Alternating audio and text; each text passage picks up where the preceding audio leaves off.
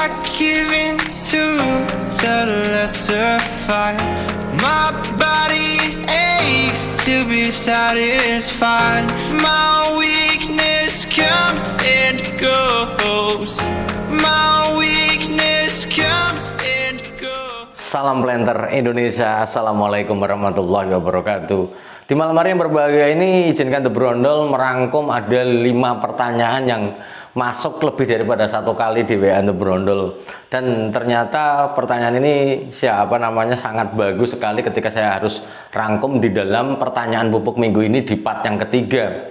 Yang pertama adalah pembenaman pupuk. Apakah boleh Pak Pendi urea dan KCL itu saya benam saja? Mungkin sebenarnya di beberapa vlog The Brondol sudah kita bahas bahwa pembenaman pupuk ini bisa kita lakukan untuk semua jenis pupuk, baik NPK maupun yang pupuk tunggal lainnya. Termasuk di dalamnya adalah urea dan KCL. Ketika melakukan pembenaman pupuk ini, apakah boleh Pak Pendi? Jawabannya adalah sangat boleh sekali.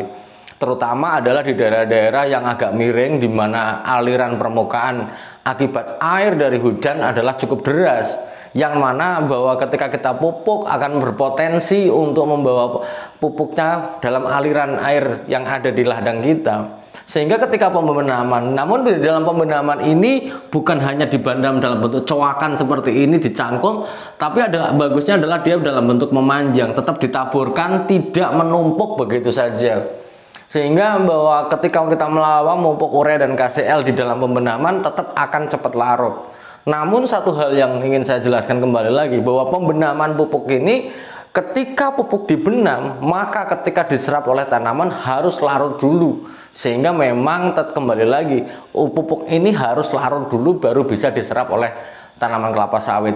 Lah, kalau dibanding dengan pembenaman, apakah kok di beberapa perusahaan masih bersifat dengan menggunakan top dressing atau disebar?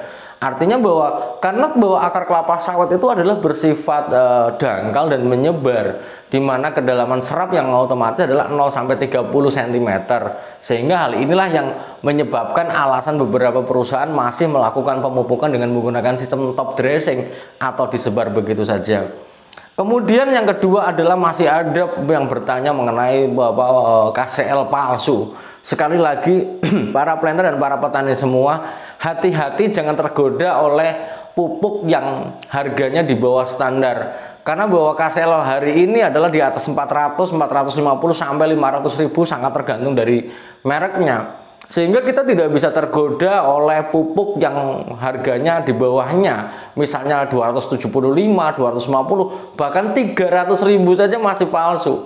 Karena bahwa di dalam konsep KCL palsu, sekali lagi ambil sedikit, masukkan ke dalam botol air mineral, dikocok, dan bisa dilihat di gambar di sini adalah bahwa ketika dikocok itu adalah bahwa dia akan mengalami agak dingin. Dinginnya itu sangat terasa, bukan dingin air putih biasa. Kemudian yang kedua adalah ketika yang pertama dingin, yang kedua adalah berembun. Karena bahwa perbedaan suhu dari kelarutan garam ini akan menyebabkan dingin. Begitu juga dengan urea. Nah, di dalam yang ketiga ciri khasnya dimasukkan ke dalam botol, dikocok dan dibiarkan sepersekian jam, nanti mungkin sekitar 5 sampai 6 jam, maka akan terpisah antara mana yang garam, mana yang air. Itu baru dikatakan asli. Tapi kalau jika tanda-tanda awal memang dikocok nggak dingin, kemudian tidak berembun, maka itu adalah kemungkinan KCL-nya adalah KCL palsu. Kemudian yang ketiga, masuk pertanyaan kepada The Brondol juga adalah bicara tentang pupuk organik. Pak Pendi, hari ini pupuk kimia mahal banget. Urea naik, KCL naik, Glycerin naik, semuanya naik.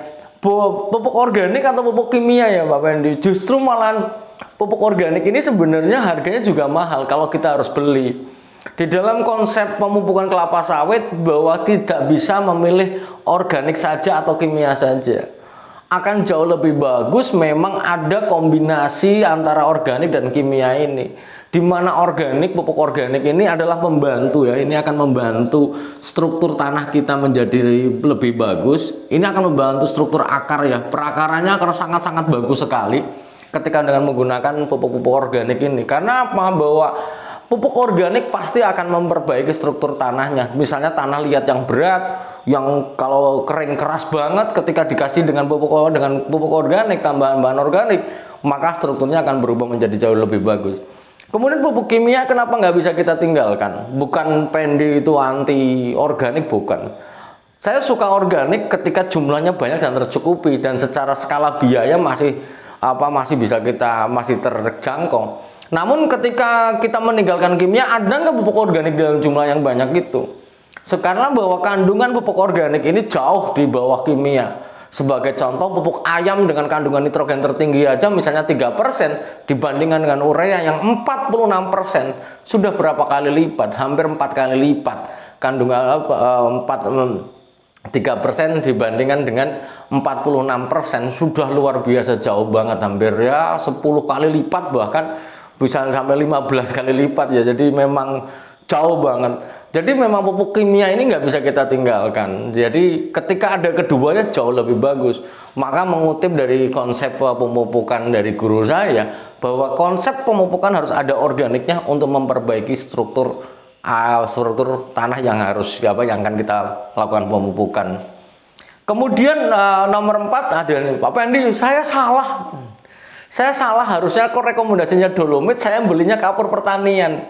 Tapi kan boleh saja Pak Pendi, kapur pertanian kan sama dengan dolomit. Jawabannya adalah tidak. Di dalam kapur pertanian ini, kapur pertanian dan dolomit itu adalah konsepnya berbeda. Tapi sama-sama kapur, iya benar sama-sama kapur. Tapi dolomit ini adalah kalsium magnesium karbonat 2 kali. Kalau kalsium karbonat, di sini ada konsep magnesium yang digunakan untuk tanaman kelapa sawit.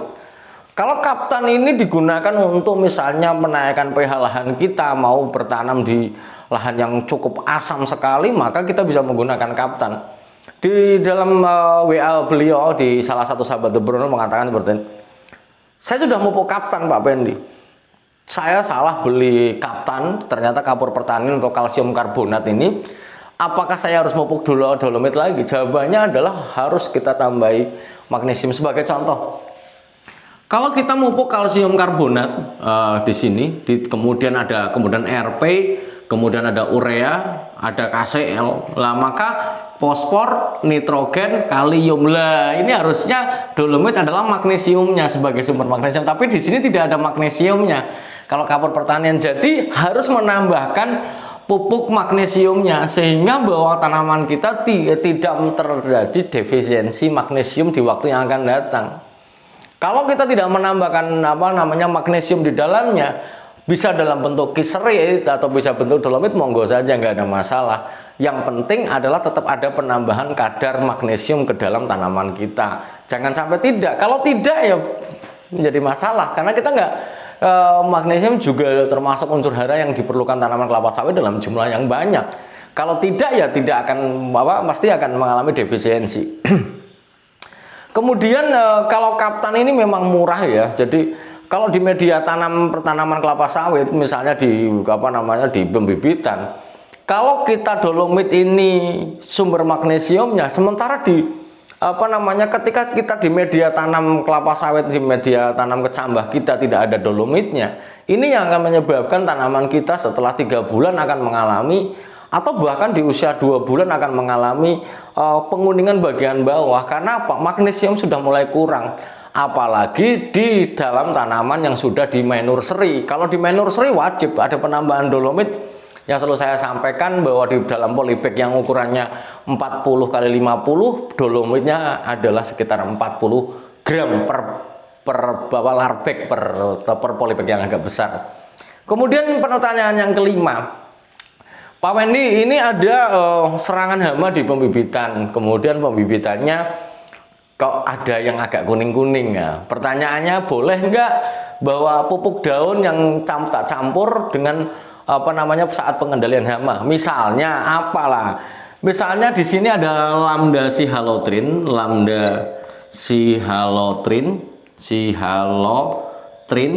mereknya misalnya adalah Polydor atau Matador atau yang lain-lain lah.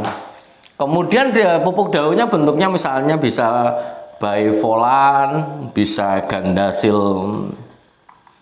D. Boleh nggak dicampur? Jawabannya adalah boleh.